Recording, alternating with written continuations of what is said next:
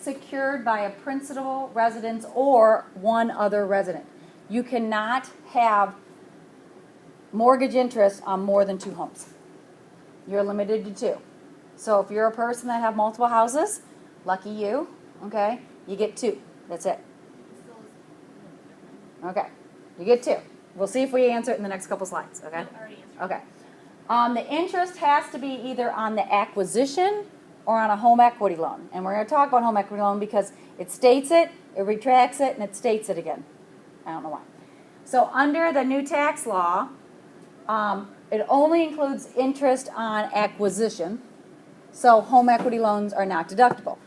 But wait, okay, because it retracts that in a second.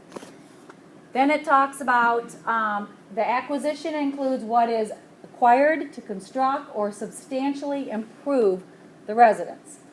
If it was incurred or acquired before 2017, then the interest paid can be $1 million or less. Right? If it's after, you're now going to be limited to $750,000 of indebtedness. So basically, what they're saying is if your loan is for more than $750,000, you are limited to interest on only $750,000. The higher debts will apply to homeowners after 2025. Okay, so it will change again, is what they're saying.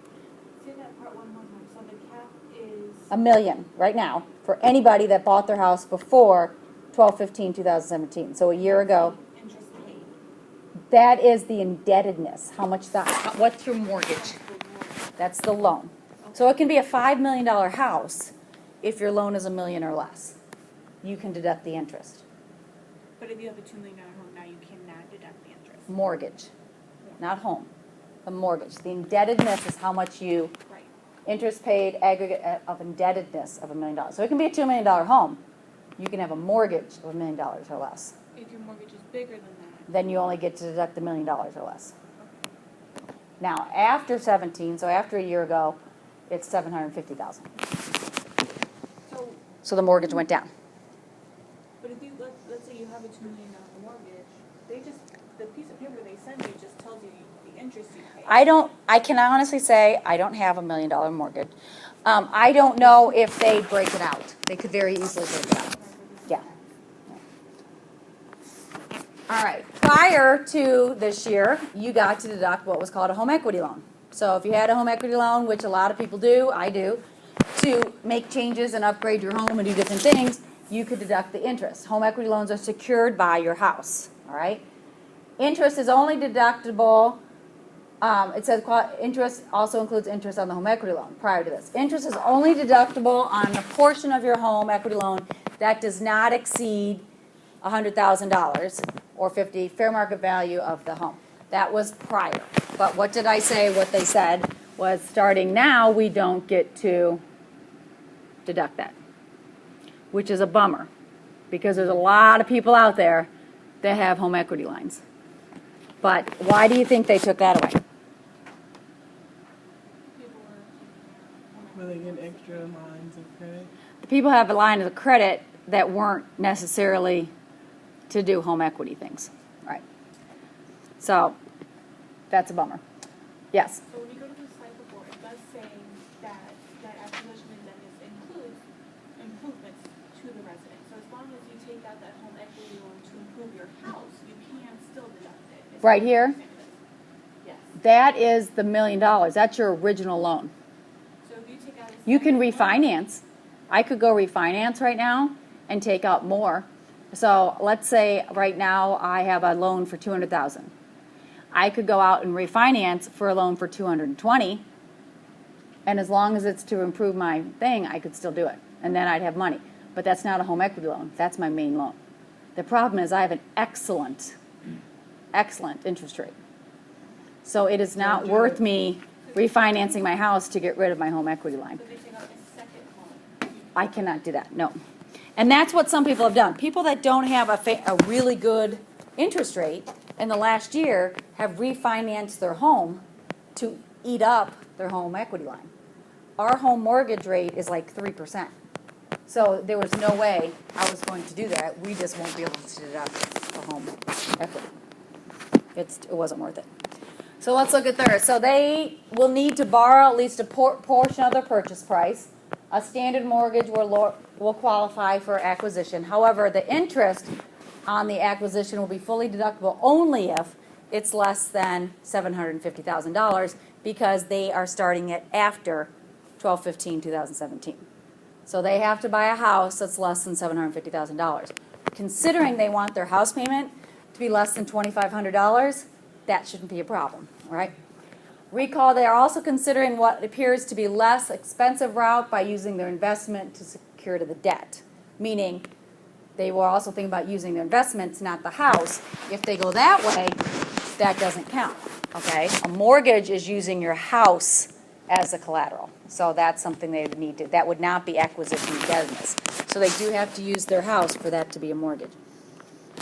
Now, a couple of other kinds of interest and other things you could have. Points. People have not been doing points that much. Now, as interest rates go up, that will become a bigger thing. Points are when you pay, usually 1% gives you as a point, all right, or a percentage of some sort is a point, all right, and a point is going to give you, like if you pay a point, it might be $1,000, but it lowers your interest rate by 0.5% or 1/4%. And you think, well, that's $1,000, but over 30 years, that 0.5% is a big deal. So you try to figure out what is that worth, and the dollar amounts change all the time. So points paid for the use of forbiddance of money qualifying as a deductible interest cannot be, it can't be a service charge. The points are usually capitalized and amortized. So if you pay 3 points, $3,000, you're going to take that $3,000 and amortize it over the life of the loan. Meaning it's going to be put in with your mortgage and you're going to amortize it over the life of the loan. However, points paid in the acquisition or improvement of a principal loan, those points can be deductible in the year paid. All right? So it is slightly different. If points are paid to refinance an existing, you have to capitalize it. So if I would have been able to go out and refinance for a better interest rate and I decided to pay points to get that better interest rate, I would have had to capitalize those points. Points is I am paying to get a better interest rate, not a lump sum payment. I am paying the bank possibly $1,000 per whatever to lower my interest rate. And by doing that, they are giving me, instead of giving me 4%, they're giving me 3.75. Or they're giving me 3.5 for more money, or for 3 1/4. The more money I give them, the more points I pay, the better interest rate I get. But because interest rates have been so low the past several years, there haven't been a lot of points. And then money you pay is just going straight to the bank. I believe it goes straight to the bank or the company that you're taking the mortgage out of. Yeah. It's benefiting you in the long run. It's benefiting because us in the long lowering run. And if you pay points, you typically are thinking in your head, you're not moving.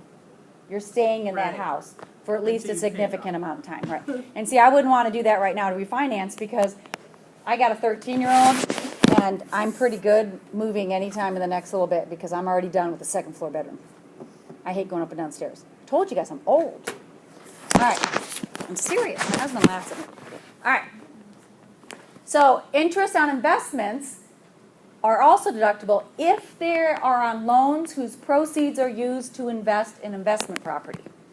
All right? They may be deductible. So things like stocks or bonds. So if you take out a loan on things to invest in something else, you could deduct that interest. Deduction of investment interest expense is limited to the net investment income. So you can't just go and deduct the interest. You have to actually have made money on that investment. So you're limited to, so if your investments went and made $30, then you could deduct $30 of expense. So it kind of is an offset, kind of like gambling losses and income. All right? Nope. All right. All right, other interest expense payable to related parties, interest expense related to purchase tax exempt securities. Those are your other ones that are not very common. All right, when interest is deductible for AGI or as an itemized deduction depends on the type of indebtedness. If it's related to business or any type of production, it's going to be for AGI. If it's personal, it's going to be on the Schedule A unless it is student loan. All right, then it's going to be 4 AGI. And then the last one, if a taxpayer incurs debt in relation to his or her employment, interest is going to be considered personal, and guess what? You don't get anything. All right, so this is the last big one. We have miscellaneous, but this is the last big one. What slide are we on? Okay. Individuals and corporations can deduct charitable donations. This is messed up all the time. All right, just, GoFundMes are not tax deductible. All right? A GoFundMe account is not tax deductible because they are almost, I don't want to say never, set up correctly. They could be, but almost never. If someone just goes out and says GoFundMe, that could be saying, I want to go to China. All right? I had a friend set up a GoFundMe because her daughter wanted to go study abroad in Africa. And her mom said, great. She set up a GoFundMe. If you wanted to give her money, you gave her money, But it was not a charity. It was, I want to go to study abroad in Africa. Who wants to help me? It was really cool, but, whatever. So the contributor must have a donative intent. There was no intent in that, right? It was not a donation. She was not going to save the elephants. She was not doing anything. She was going to study abroad. All right. If the contributor receives any tangible benefit, it reduces what it is. Hence, golf tournaments. All right. One of the biggest charitable things people do, and it raises a ton of money, and that's fine. But if you pay $140 to go golf in a charity event, usually, if they're good at it, they will give you a slip of paper that says your donation was worth $40. All right? But if they don't, you have to figure out, did you get dinner? Usually $25 is reasonable. How much did it cost to golf? Depending on where you play, it's going to be somewhere between $50 and $70. The rest could be tax exempt. All right? And you want to err on the side of, but $25 to $30 for dinner is usually good unless you are at, and you got to think about it, are you at Algonquin? Are you at Sunset Country Club? Where are you playing? Are you at Quail Creek having burgers? $25 is good, okay? Think about where you're eating. No deduction is allowed for the contribution to services if unreimbursed related to services are deductible. I'm sorry, I read that wrong. So unreimbursed expenses related to services are deductible. It kind of says that backwards. Out-of-pocket transportation, I already mentioned this earlier, is 14 cents. So it goes down, but you can get it. I know people that all they do, all day long, they're retired, is work for charitable donation, and they drive back and forth. So they can get mileage. I mean, and it is a big deal when you're driving around. 14 cents adds up. So 14 cents a mile. Deductions are permitted for transportation, and then sometimes reasonable lodging and meals. Depends on what you're doing. All right, so for example, hurricanes, floods, all those things, when people go to those locations and help out with relief efforts, you're going to get lodging and you're going to get meals. Usually you go as part of a group, or you go and join the Red Cross. All right? Habitat for Humanity, exactly. When you go with a group like that, you almost never are going to have a problem. If you go on your own, you just want to make sure you keep receipts and document what you did. All right? I don't know a lot of people that go on your own, but if you do. What is not deductible? All right? These are pretty darn easy. But look at what they are. All right?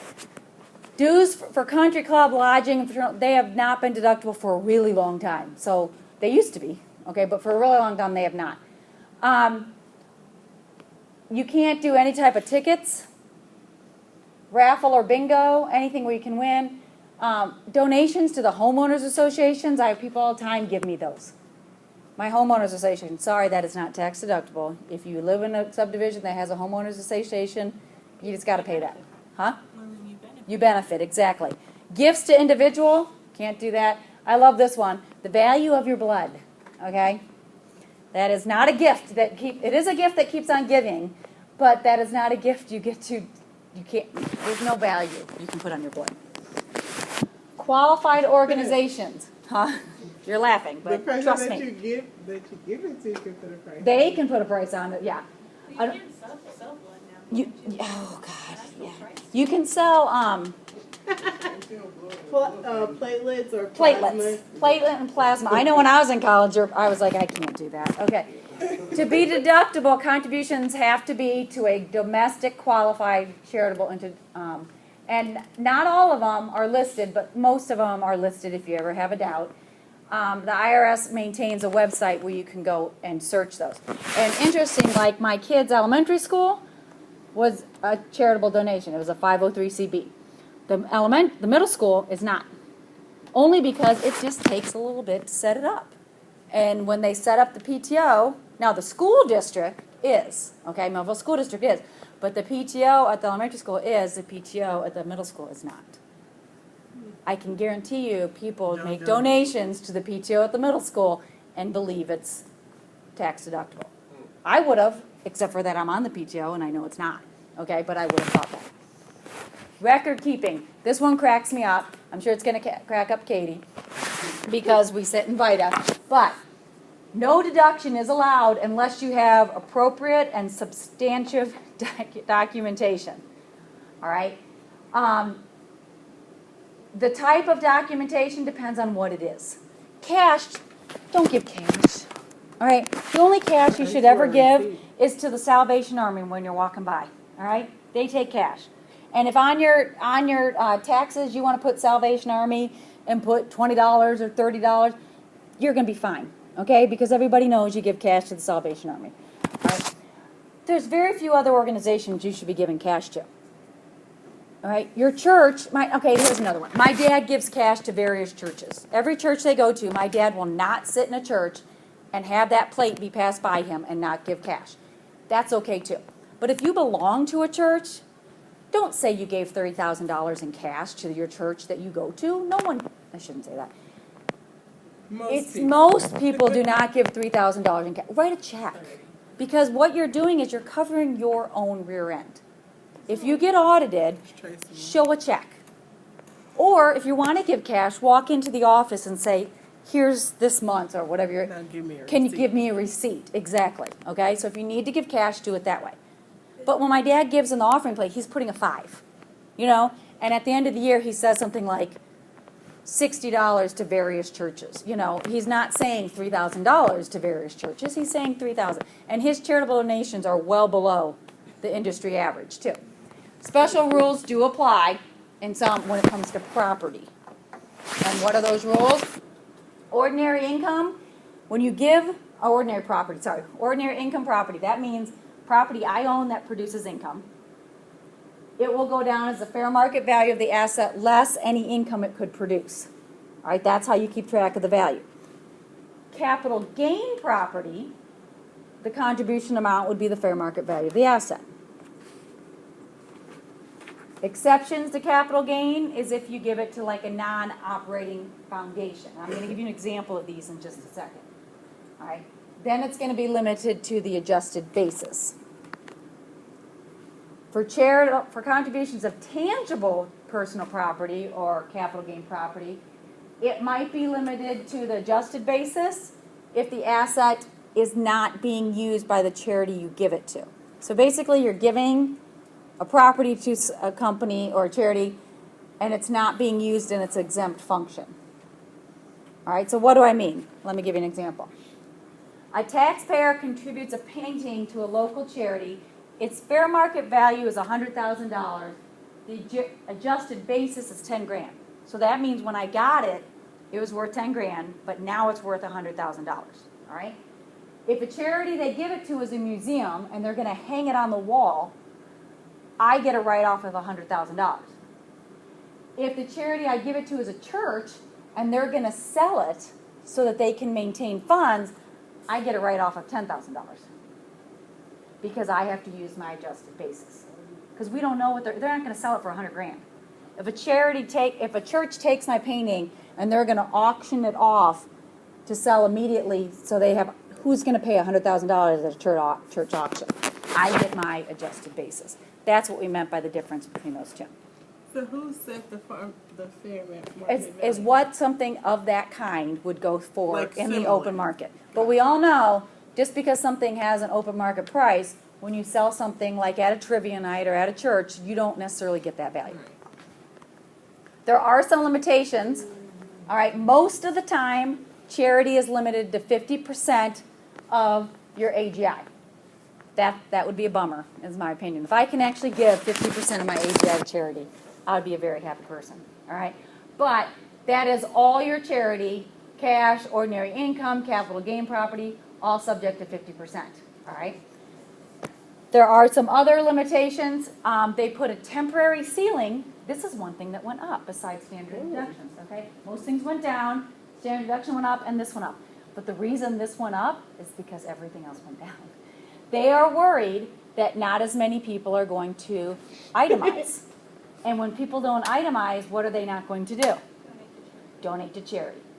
Because a lot of people do donate to charity because it helps their itemized deductions. Even things like giving to charity versus throwing something away. And I know that sounds really bad, but is it easier to pitch it or to figure out how to take it somewhere? Pitch it because you know when the trash truck is coming. Exactly. And you think to yourself already, well, is someone going to use it or can I just, you know? So they're worried about charitable donations going down. Plus, in some of the wealthier, and when I say wealthier, I mean upper middle class, not up here. If they're not going to be able to use the itemized deductions, they might actually decrease just their ordinary charity. So what they did is they upped the 50% limitation to 60, trying to get the upper class to donate more. Those that used to hit the 50% limit that we dream of, they can now hit a 60% limit. I had a quick personal question. All right, quick, So, because I have 10 more slides, 9 more slides. well, just go. No, go ahead. What is I was gonna say, so like one of my friends moved in with her boyfriend, right? And so they both had an apartment. So we rented like a U-Haul, and she like donated her couch, like a lot of stuff, because they moved in together. So how do you said you were gonna get to that, so I guess I'm. How do you put the value on it? Yeah, like, Okay, so this is the value you put on things. Most of the stuff that you and I own in our house, you want to put a garage sale value on it. If you were to put in a garage sale, what could you sell it for? And then, so for example, clothing. Most of the stuff you and I are wearing, it's going to be somewhere between, I'm serious, $25 and $5. Now, if you go and you start looking at dress clothes or suits, you can go up, or shoes. You start looking at clothing that it's really nice, you might have a $100 suit that you grew out of, all right, or got too small for. I don't have that. Okay, but you get rid of stuff like that. Now, if you start looking at furniture, you have to be realistic. If it's furniture you wouldn't sell at a garage sale because it's too nice, right. then it has a higher value, right? Would you take it to a thrift store or a resale store?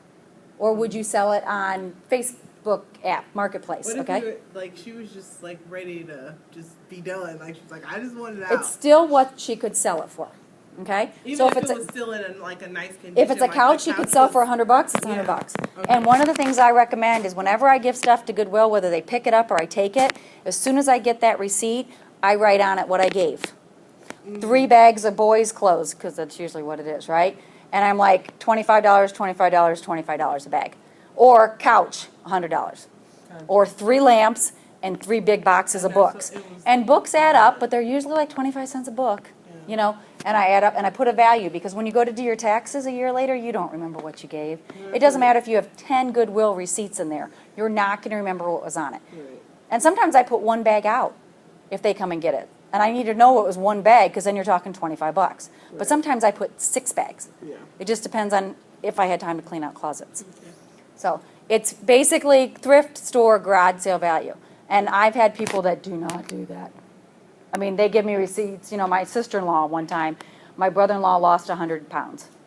Whole bunch of stuff. And I looked at him and I said, your clothes are not valued at $4,000. I said, you've got to be, you know, I was like, you got to be kidding me. So, no. Have you been to garage sales? They really believe that's what it's worth. I know. And she did. When you give to other ceilings applied, I'm going to go real quick through this. There's a 30% limit. And there's also, when you're looking at other items with capital gain, the 30% limit can also apply with a 50% limit on top of that. That's for, you don't typically see that on returns. The 20% limit is for private, non-operating foundations, all right, for capital gain property. This is important. If you exceed your limitation, your AGI limitation, you can roll it forward for 5 years. And then it goes out by FIFO, first in, first out. All right, I'm going to leave this here because I want to talk about the last 2 slides. If you need an example of kind of going through, this is out here on the slides for you to take a look at. It's very self-explanatory on how they have the 30% and 50% limitation and then the rollover. And probably you read it while I was just talking about it, so you're probably good. All right, but that is out on the slides. Miscellaneous deductions. First thing, read it. We don't have any this year. Okay? For the next 7 years, there are no miscellaneous deductions. However, it's important that you see what was included in them, so people that know what was included, so you know what we can't do. These were all subject to 2%. All right. The biggest thing that's probably going to get in here is unreimbursed employee expenses. That includes mileage, and that's what's going to hurt some people. All right. Things that you can still do that used to be that are not subject to 2% that you could deduct, you still can do gambling losses up into the gambling winnings. You can do any impairment, work-related expenses for a handicapped person. And the other 3 things are very odd, but you can include them. They're not things that happen very often. Federal estate tax on the respect of a descendant, deduction for the repayment of claims in the right of more than $3,000, and unrecovered investment of an annuity contract. That basically means you invested in an annuity and the person passed away and you didn't get your money back. So it's a deduction. It doesn't mean you get your money back. So can they buy their dream house? Well, after tax, they're looking at a monthly house payment of $2,558. That's where if they want to do it, they can do a non-deductible principal payment. They need to go down to $37,000. They need to add another $4,000 to that. So they got to come up with $4,000.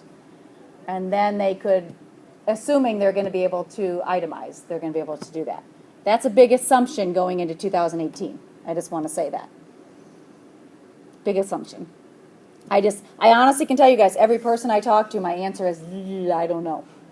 And the answer is, I don't know. I mean, I can't give any tax, I don't like to give tax advice, but I can't tell anybody what to expect this year because you just don't know. I have 3 tax webinars coming up, one next week, one the next week, and one the next week. So I might have some more for you guys as those come in that might be more specific because they're more updated than the book. Exactly, it's going to change. So, all right, so your practice problem is out in Cengage. It is not due till a week from Friday, so that means you have time to look at it, and we have class next week, so you got time to ask a question, and then it's not due till Friday. So I like to have it off due date, remember? So it's not due on a Monday. That's on purpose because I try to make it not due when your other stuff is due. So it's not due for almost a week and a half, a week and a half. It's going to involve itemized deductions, okay? So 10 will already have been done, and then try to just look at it before class next week so that way you can ask any questions that you want. It's just like the last one. It's worth 15 points. You can do it as many times as you want. You can do check my work. The only thing you don't get is the answer, right?